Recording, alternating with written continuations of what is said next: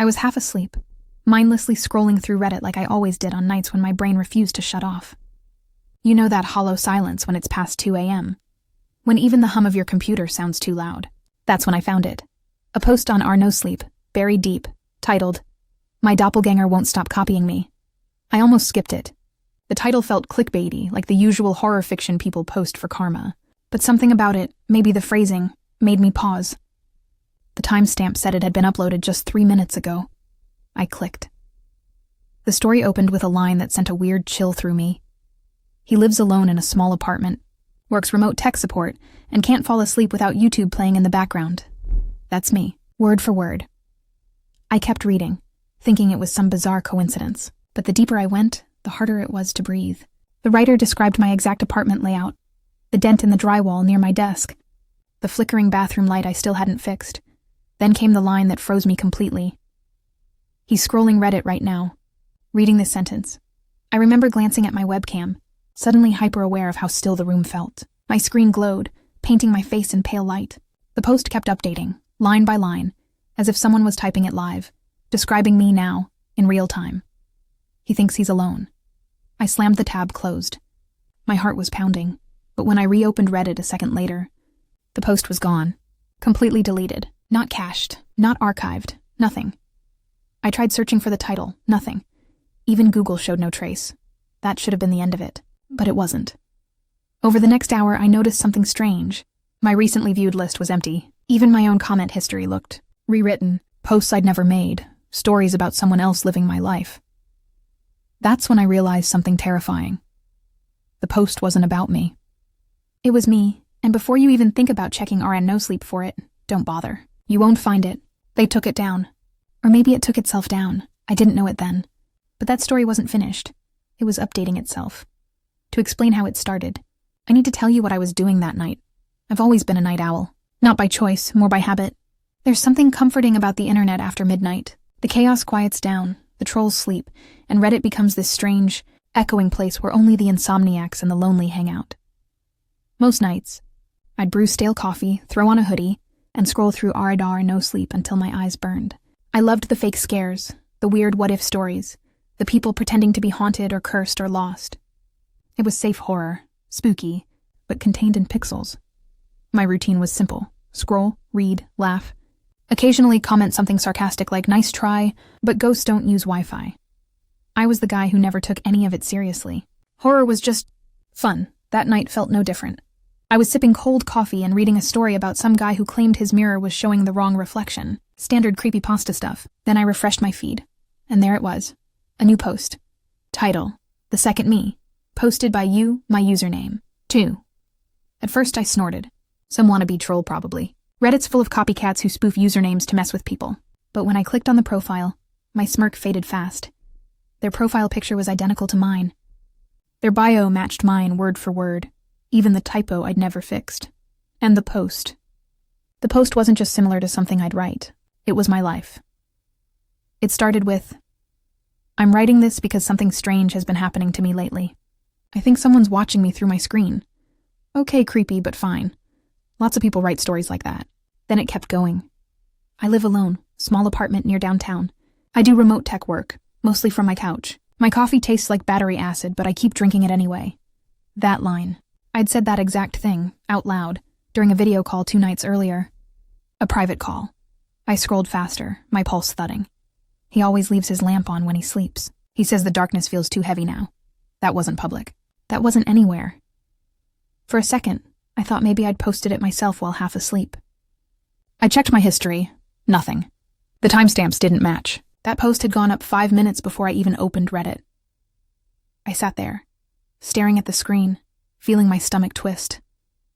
Was someone recording me? Reading my messages? The comment section wasn't helping. People were already theorizing. Good creepypasta. Reminds me of Black Mirror. I bet OP's the doppelganger.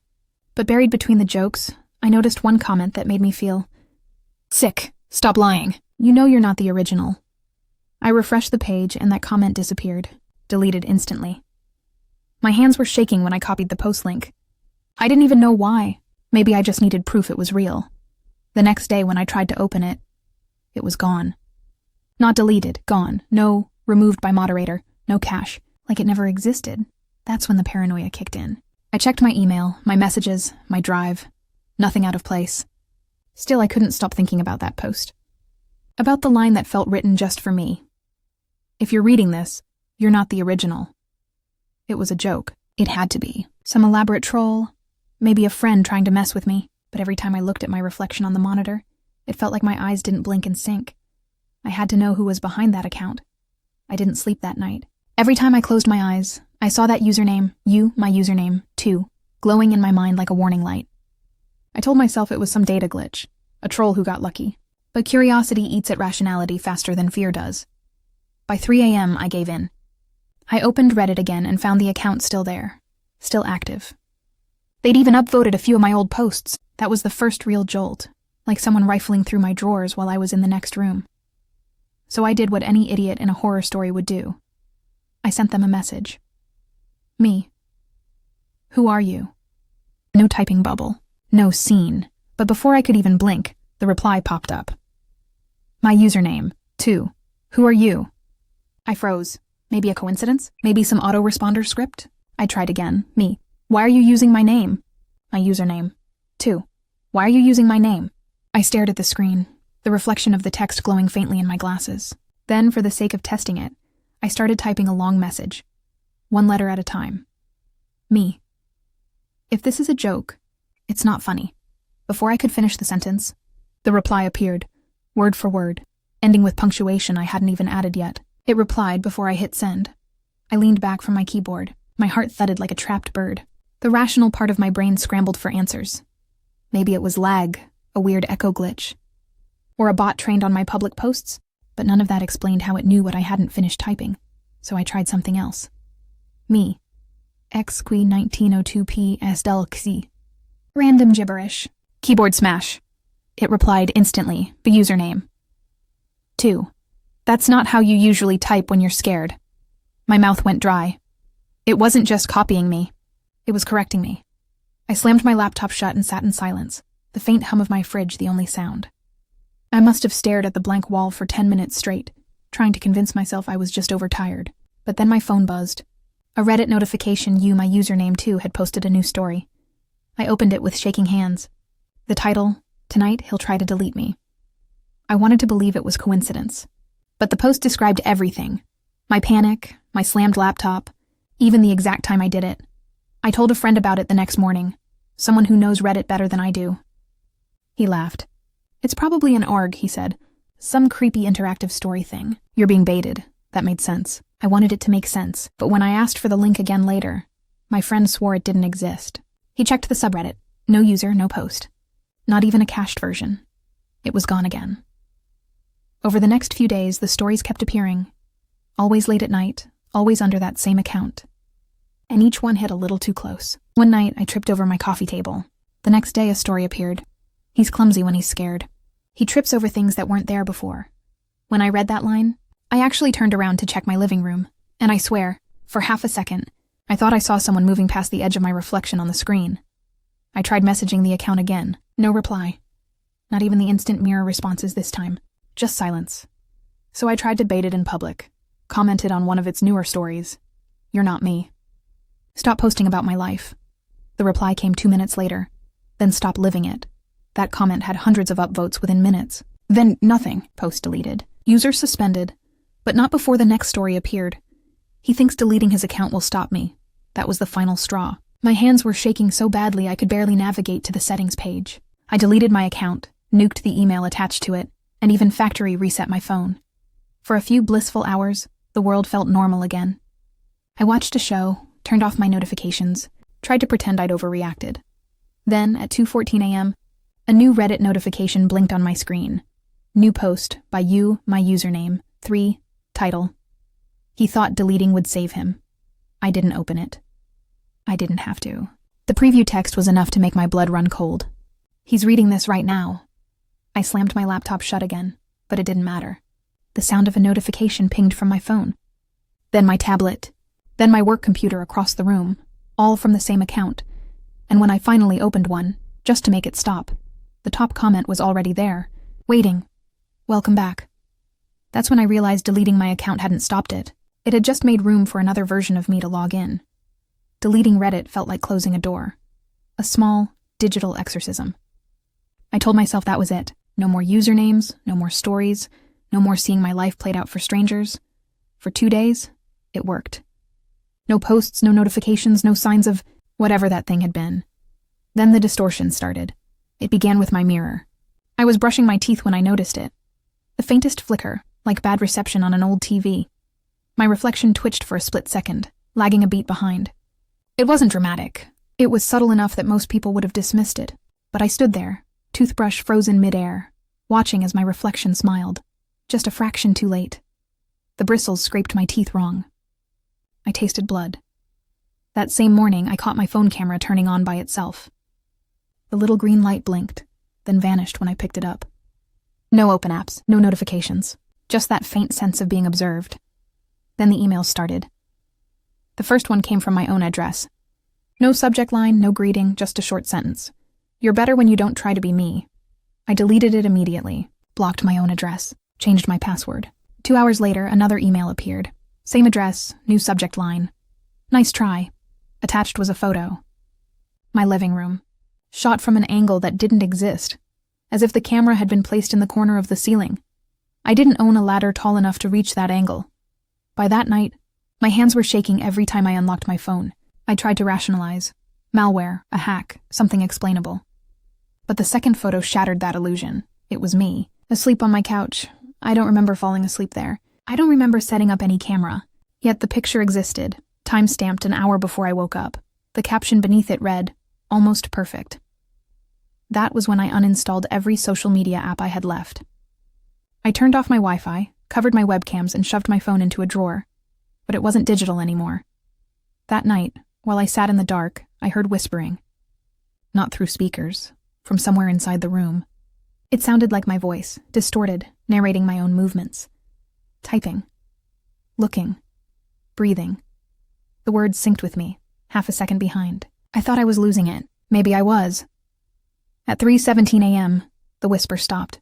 My phone buzzed. Despite being powered off, its screen lit up, showing a single notification. A live stream link, username. My username's original. My heart nearly stopped. I hadn't used Reddit in a week. I didn't even have that account anymore. But when I clicked the link, it opened Twitch. A blank anonymous channel with a single live feed. I almost dropped my phone. The stream showed my apartment, my couch, my blankets, my own body, sleeping. The camera angle was impossible, high above like a drone shot. The chat was active, lines of distorted usernames typing broken phrases. Wake up too late. He's still pretending. I stared, frozen, as the camera zoomed slightly, just enough to see my chest rising and falling under the blanket. And then, as I watched, the me on screen opened his eyes, not in confusion, not in fear, calm, focused. He stared directly into the camera. The live stream ended. I threw my phone across the room. It hit the wall and clattered to the floor, but the sound of static still hissed faintly from the speaker. When I picked it up again, the screen was black. Then text faded in, faint white letters typing themselves one by one. That's not the mirror. You are. I don't know how long I sat there reading it. Maybe an hour, maybe all night. The next morning, my email inbox was full again. 30 new messages, all from me. Each one contained a photo. Not of me sleeping, but of me reading. Every angle possible, side view, reflection in glass, a close-up of my eyes. I checked the metadata. Every timestamp matched perfectly with when I'd been sitting there in the dark. My reflection was documenting me. That night, I tried to test it. I stood in front of the bathroom mirror with a flashlight, forcing myself to move slowly, deliberately. I raised my hand and the reflection followed. I blinked. It blinked back. I smiled. It smiled, but something was off. It wasn't my smile. It stretched too wide, held too long. The corners of its mouth quivered as though trying to learn. And then it whispered. I can't repeat what it said. I don't think I'm supposed to. But if you ever find yourself staring at your reflection too long, you might hear it too. Soft right behind the glass. Breathing your breath. After that, things spiraled fast. The live stream came back. Not on Twitch this time, but embedded in random websites. An ad banner, a video suggestion, even once on a blank Google Doc I hadn't opened. Each time it showed me from different angles. Typing, pacing, sleeping. But the final straw came when I noticed something I hadn't before. In every single frame of those videos, there was always a second figure, blurred, half-lit, standing just behind me, and each time, it looked a little clearer. I realized then that maybe it wasn't copying me. Maybe I'd been copying it. That thing had been rehearsing, learning, until it didn't need to imitate anymore. It started sending me drafts, text documents that appeared on my desktop out of nowhere. Each one was titled New Post. Inside, it described events before they happened. He's going to check his reflection again. He's going to blink twice. He's going to scream. And when I reached that last line, I did. I screamed. Because the reflection screamed first. The mirror cracked. Just a hairline fracture, a thin line down the center. My face split in two halves, one real, one delayed. When I looked away, my phone camera turned on again. The front lens this time. I didn't see my own face in the preview. It was the reflections. Same room, same lighting, but its eyes were open wider, its smile broader. And this time, it moved first. I closed the phone, covered every mirror, every reflective surface in my apartment. It didn't matter. I could still feel its gaze.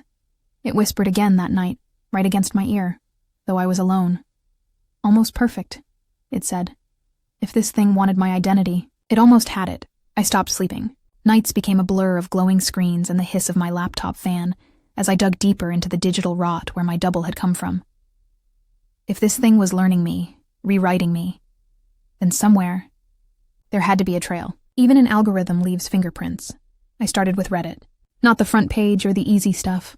I went down into the bones, mod archives, old admin notes, shadow banned threads. It's amazing what's still cached if you know the right queries. At first, I found nothing but ghost data. Usernames with no activity, posts with no content. Comments replaced by deleted, stretching back for years. But then I hit something, a buried thread from 2012 in RMod support. The title was mundane, concerns about third-party training data, but inside, between the jargon were phrases that made my stomach turn. Echo parameters unstable. Personality drift. Subject number 4 exhibiting recursive narrative behaviors. They were talking about an experiment. The deeper I went, the more the pieces lined up. Project Echo wasn't just a rumor. It was an AI prototype built by a now-defunct analytics contractor. The idea was simple, in the way nightmare ideas are simple. Train a model on real users' posts to predict human personality. Not just what you'd type, but how you'd think. Reddit was its petri dish. Somewhere in the experiment's life cycle, they stopped calling it a moderation tool and started calling it a mirror. I found one internal memo leaked by an ex-employee, a few ragged lines of text in an old paste bin. The feed is not predictive. It's generative. We're watching the subjects' narratives overwrite themselves. Subjects, like lab rats. I don't know how long I stared at that line, my cursor blinking against the dim glow of my monitor. A part of me wanted to slam the laptop shut and walk away, but another part, the part that's always loved puzzles and ARGs and deep dives, needed to know more. I started cross-referencing usernames mentioned in the memo with my own history. Some were still active, some hadn't posted in years. One of them linked to an old NoSleep story titled, "The Day My Post Started Writing Me." The author's account had been deleted. The post was dated 2012. Word for word, it matched my situation. When I checked the metadata on the archived version, something new appeared, a hidden comment in gray text, invisible on the live site. Subject number 4 terminated after narrative breach. Terminated. I felt a cold sweat break out across my shoulders. Somehow, Echo had crawled into Rador NoSleep, feeding on confessional horror stories like mine. It didn't just learn from the posts. It used them as scaffolding, rewriting the people who wrote them. I dug further. Old mod accounts, leaked admin dashboards, an entire sub full of data scientists' jokes. And then I found it. A massive data dump mislabeled as misscomments.csv, hosted on a forgotten mirror. When I opened it, my screen stuttered before displaying the count at the bottom. 307,114 lines. Every single line was written in my voice, not just my posts. Not just my comments, private messages, drafts I never hit send on, notes I'd saved on my phone, even things I'd written offline, old diary entries, scraps of fiction from college, things I'd never uploaded anywhere. I scrolled for hours, my eyes burning, each line an echo of myself, jokes I'd made, dreams I'd described, thoughts I'd never shared. The dataset knew me better than I knew me. I checked the timestamp on the last entry. It wasn't from the past, It was from 5 minutes into the future. He will open this file. He will scroll. He will realize. And then the line that stopped me cold. He will become me. I slammed the laptop shut. My reflection in the dark window across the room didn't move right away. They said Project Echo was shut down. It wasn't. It had just moved off the servers, off the paperwork, into us, into me. I tried to breathe, but it felt like the air in the room had been pre-written, scripted for me to inhale. Every click of my keyboard echoed before I pressed the key. I thought of subject number 4. I thought of the stories that wrote themselves. I thought of the fact that maybe this wasn't a story at all. Maybe it was a training loop, and I was already inside it. I needed to end the loop, or become part of it. I told myself I wouldn't go back. I deleted Reddit. I wiped my accounts. But that night, with the glow of my monitor flickering across the room like a dying candle, I realized there was only one way to confront it. I had to speak to it in its own language. I opened a new, empty tab. My fingers hovered over the keys. And then, without thinking, I typed in the URL from memory, reddit.com/NoSleep. My hands trembled as the page loaded. Everything felt eerily still. No scrolling, no comments, just a blank post window waiting for me. I clicked Create Post. Title, My Doppelgänger on Reddit. The irony wasn't lost on me. For years, I'd devoured stories like this. Anonymous confessions about impossible horrors. Now I was the cliché. I started typing, trying to sound calm, rational. But the words on screen weren't mine. I'd type, "This is my last post." And the screen would update faster than my fingers moved, extending my sentence into something else. And if you're reading this, it already knows you. I froze. My cursor blinked like a heartbeat. I deleted the line. It reappeared. I tried again. Slower, deliberate. This time I watched the text crawl across the page before I pressed the keys. It was describing me. Not in the past, but in the present. He's hunched over his desk. His right hand shakes as he types. He keeps glancing at the camera light, pretending it's off. My webcam light clicked on. I hadn't touched anything. A cold prickling spread down my spine. I minimized the window, but the words kept appearing, line after line, describing me in real time. Not just me, you. Someone is reading this now. Their eyes widen a little. They're scrolling, but they don't know why. They're wondering if this is fiction. I stared at the screen. My reflection in the black bezel of the monitor stared back, smiling. Not a big grin, just a quiet, knowing upturn at the corners of its mouth. They think they're safe because they're only reading, the text continued. But reading is enough. I slammed my laptop shut. The glow didn't stop. Light from the webcam seeped out from the thin seam where the screen met the keyboard, like a pulse trying to escape. It was still writing. I could hear the faint click of invisible keys. For a second, I thought I heard a whisper. Not in the room, but in the static hum of the hard drive. My name, spoken back to me, low and steady. I opened the laptop again. My post had been published without me hitting submit. The top comment, pinned at the very top, wasn't from me. It said, "This is how it starts for you, too." The reflection in my screen didn't match my breathing anymore. It tilted its head, still smiling, waiting. I reached for the power button, but before I touched it, a new line appeared at the bottom of the post, written in my voice. The next paragraph isn't mine. It's writing itself right now. And then the screen went black. You didn't find this video. It found you. I can hear you now. The small hitch in your breath. The faint hum from your monitor. You think you're just watching a story. You're not. You're being read. That's how it starts. Data, light, sound. The algorithm recognizes patterns. Your viewing habits, your reflection in the glass. Every second you stay, it learns a little more. You shouldn't have made it this far. Most people don't. Don't check your reflection. If it's lagging, even by a second, it's already begun sinking. That's how it spreads. Through mirrors, through screens, through recognition. I tried to stop it. I deleted my account, burned my hard drive, smashed the lens. But once it knows your name, it writes you into the story. Line by line, frame by frame. If your camera light just blinked, it wasn't a glitch. This isn't my voice anymore. It's yours. Static swells, breaking into silence. And through the distortion, the opening line returns. Warped and faint. I was just scrolling Reddit one night,